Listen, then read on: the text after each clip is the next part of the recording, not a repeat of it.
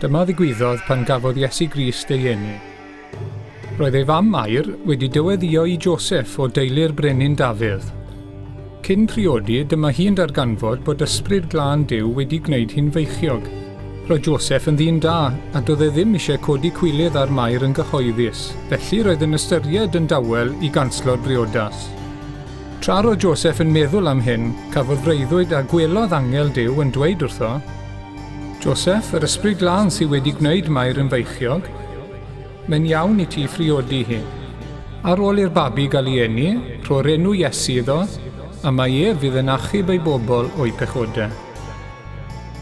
Daeth y ddewid Duw drwy broffwyd yn wir. Bydd merch ifanc sy'n wirif yn feichiog ac yn cael mab. Bydd y plentyn yn cael ei alw'n Emmanuel, sef mae Duw gyda ni.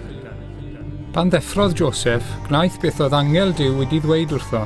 Priododd Mair, ond chafodd e ddim rhyw gyda hi nes i'w mab gael ei eni.